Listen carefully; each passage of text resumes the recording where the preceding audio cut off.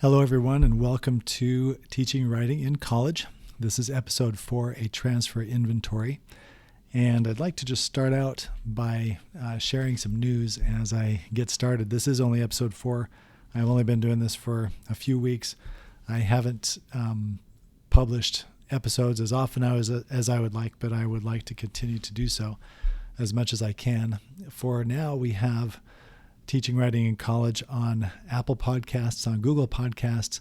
There's also a Facebook page where I would like to post announcements and links. And now there's also a YouTube channel where you can watch videos like the podcast for today. I have the audio on Apple and Google, but then also on the YouTube channel, Teaching Writing in College, there is going to be the video of what we're going to discuss today. So that's exciting, and I just hope to continue to offer different formats for people, including sometimes video. Video today because I would like to go over a lesson plan in a series, an ongoing series about praxis.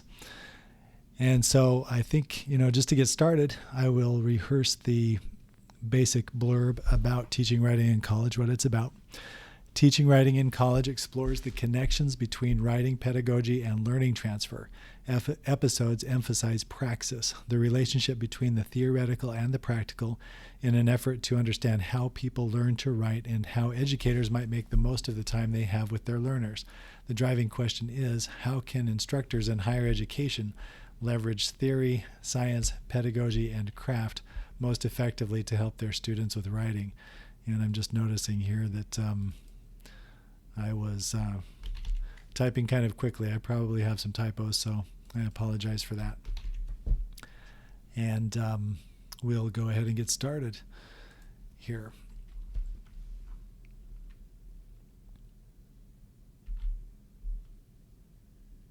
Eventually. Okay, so to begin, I'd like to talk just a little bit about the inspiration for what I'm about to talk about. One part of inspiration comes from Perkins and Solomon. We've got the Elon statement on writing transfer, the specificity principle from physical therapy. I'll talk about that a little bit. And expansive framing from Randy Engel, with various places where she's done research there. So inspiration, one of my main sources of inspiration for this is enabling practice number 3, explicitly modeling transfer-focused thinking and the application of metacognitive awareness as a conscious and explicit part of a process of learning. And so that's the first part of inspiration. And one important thing about inspiration for me is that, if I'm emphasizing praxis here and I want to sort of draw out a relationship between the theoretical and the practical, I've always got to think about how I think about teaching writing and what I know about teaching writing, and then also how I'm applying that for the benefit of my students. That's kind of what the statement on teaching writing in college is about. That last sentence. The driving question is, how can instructors in higher education leverage theory, science, pedagogy, and craft most effectively to help their learners with writing? And so just rehearsing these different bits of inspiration, I think it's really helpful to do that. Another one from physical therapy, the specificity principle. The specificity principle I learned about in a book that I have written by a physical therapist, and the reason I have the book is because I have had some ongoing back problems for a number of years. The back problems aren't really serious, but I learned that what you have to do in order to solve the problem is you have to, or at least, maintain a healthy back, is you have to think about the muscles and the joints, and you have to make sure that you hit the right ones in specific ways, and that you also use them dynamically. This book by Jemmett about physical therapy and spinal stabilization, the argument there is that you can't just do weight training. You can't just exercise back muscles to get the results that you want. You have to be able to exercise the back dynamically and build strength dynamically so that the back muscles all work together. Because if you just isolate them, then they don't learn how to work together. But if you do certain movements that use all of the muscles in concert with each other, then you get the results you're looking for. And my practical example of that is just about 18 months ago, I did some work in physical therapy. I went to a physical therapist because I had some ongoing back pain, and I finally decided to go in and see if anything could be done. And the physical therapist identified my sacroiliac joint as the problem in my back. It's where the sacrum and the ilium, I have learned, kind of come together. It's kind of where your hip joins up with your spine. There's a little bit of a joint in there. And what my physical therapist did is he would take me, into the examination room like a doctor and put me on the table, and he would work on that joint a little bit, and he would, maybe put some pressure on it, try to get it to pop a little bit if possible. He also did some dry needling, which is kind of like acupuncture, to kind of activate the joint. So he would focus on the joint specifically to kind of activate it and get it loose. And then we would go out into the general workout area, and he would give me some other exercises to do. And he would give me homework with exercises to kind of work on all of the muscles in my core that could help support the joint. And so there was a lot of movement involved. There was the joint itself, specifically the joint, because that was the problem. But then I had to, do squats and lunges and different kinds of exercises, stretches, lots of things to kind of keep all of the muscles working together dynamically. And through doing that, I've really noticed a big difference in the amount of pain that I have or actually don't have. And it's because I was working specifically on that area, but then also doing other things to support it. And I like to apply that to teaching too. There are things that we want to do with our students. The brain works that way. It wants to have something specific, but then there also needs to be a lot of other things to help support that specific task. And we'll get into that a little bit more in a minute. Another bit of inspiration comes from Perkins and Solomon, who are very influential in our thinking about transfer. And for them, the implicit assumption in educational practice has been that transfer takes care of itself. So I'm reading from their 1988 article, Teaching for Transfer, in Education Leadership. To be lighthearted about a heavy problem, one might call this the Bo Peep theory of transfer. Let them alone and they'll come wagging their tails behind them. If students acquire information about the Revolutionary War and the westward migration, if they learn some problem-solving skills in math and some critical thinking skills in social studies, all this will more or less spill over to the many other contexts in and out of school where it might apply, we hope. Unfortunately, considerable research and everyday experience testify that the Bo Peep theory is inordinately optimistic. While the basic skills of reading, writing, and arithmetic typically show transfer, other sorts of knowledge and skill very often do not. And so the idea here is that we can't simply assume that if we teach students something, they're going to go use it somewhere else. And my last bit of information here comes from expansive framing. This is research primarily by Randy Engel. There's a really great article in Educational Psychologist from 2012 there where they rehearse some of this in detail. But the basic idea behind expansive framing is that you can have bounded framing, where in a classroom the educator ties the purpose of learning to the classroom context, where the basic assumption is, here's what you need to write this paper, here's what you need to pass that exam. That's the way the teacher talks about it. That's the way they run the classroom. It's all about, getting the grade for the class and moving on to the next thing. Expansive framing, on the other hand, as Randy Engel and her colleagues put it, is the educator reinforces the expectation that the knowledge will be used elsewhere. And they do that through various means, through activities. They have a whole list of things that you can do, but things like, activities that help promote transfer, and then also, things like actually using the knowledge in a context where it matters to the student. And so that's a really great read, and I would love to cover that sometime. I'd love to cover all of these in more depth in the podcast at some point. But all of that is to get us to this class activity that I like to do sometimes. Periodically throughout any given semester, I like to do a transfer inventory.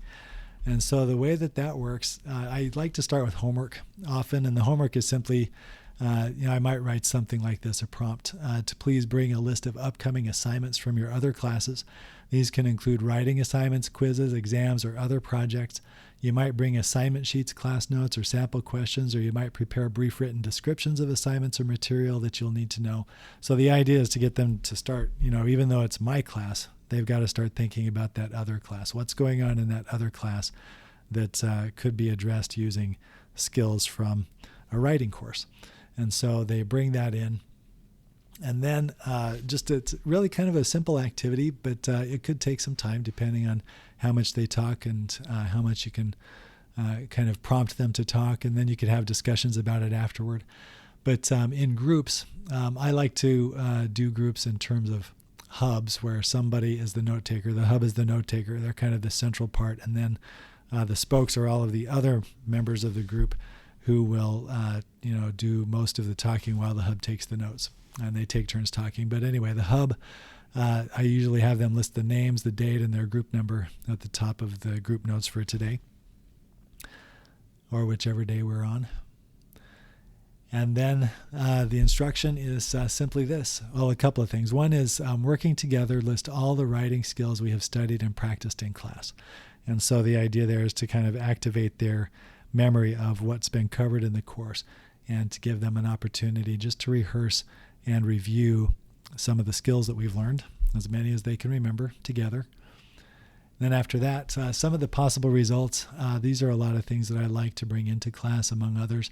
But one really important one is ROCKS. That's my shorthand way of talking about genre. It stands for recurring occasion, content, structure, and style, and it's inspired by Mikhail Bakhtin and Carolyn Miller, especially Mikhail Bakhtin. There's a passage that he has where he kind of uses that vocabulary, and I kind of modified it a little bit to create that acronym ROCKS. Invention strategies, arguments. I like to use stasis theory a lot for invention. Evidence. Lots of writing. There are different kinds of evidence, different kinds of expectations for evidence in different kinds of writing. I think the STAR criteria can be really useful for that. Structure. Lots of different ways to do structure. Some of the ones that I cover. One I call familiar to unfamiliar. There's classical argument, Rogerian argument, modified classical argument. PARC, that's kind of visual structure, proximity, alignment, repetition, and contrast. Style, grammatical structure, tone, diction, sentence length, linguistic register, all of the things that make writing sound a certain way. And different kinds of writing will sound different. If you think about a dictionary entry, for example, grammatically it has a structure that's different from, say, an essay or a grocery receipt or lots of other kinds of writing that we might do, a business report. They're going to sound different. Those different kinds of writing will sound different because of these kinds of elements. And then the penny principle, that's another one that I really like to do for citing sources or formatting, following citation style guides and things. And that is based on a really important study, I think, that gets quoted quite a bit in cognitive psychology about long-term memory for a common object. I think that's the title of it. And the idea in there was that they had college students draw a penny, and the college students couldn't do it very well. And one of the conclusions from that study from 1979 was that our brain doesn't have to memorize the details of a common object like a penny in order to be able to use it. So, in other words, in order to use a penny when you're purchasing something, you don't need to know which way Abraham Lincoln's face is facing, right or left, in order to be able to use the penny. You're going to be able to recognize it and use it by other means. And I think that works really well with citing sources, and someday we'll go over that in the podcast as well. But anyway, then what I have the students do is do some flash feedback. So, and that's where the transfer inventory kind of comes into play. So first, they've taken an inventory of things in the class, all the writing skills. That's taking inventory. I like to call that a learning inventory, actually. And maybe I'll put that on here too. I guess the fun thing about these episodes will be that I can remember things and then add them. So I could say, working together, create a learning inventory. by listing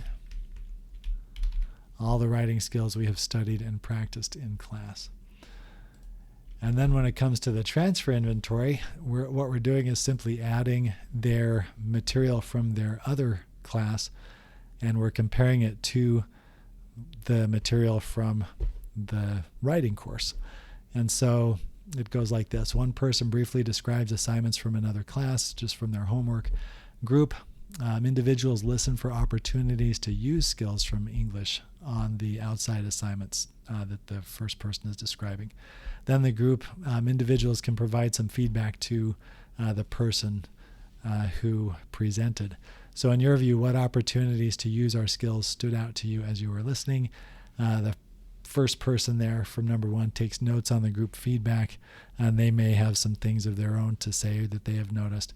And then the group chooses the next person to start again at number 1. And so the group continues until all members have had a turn to get feedback. So everybody gets a chance just to look at what we've learned, look at what they're doing now, and then giving feedback on how they might apply the material from the writing course to the other courses that they are taking. And so that, to me, really kind of speaks to some of the things that were covered in the podcast in this episode just a few minutes ago. So, for example, the specificity principle is really important.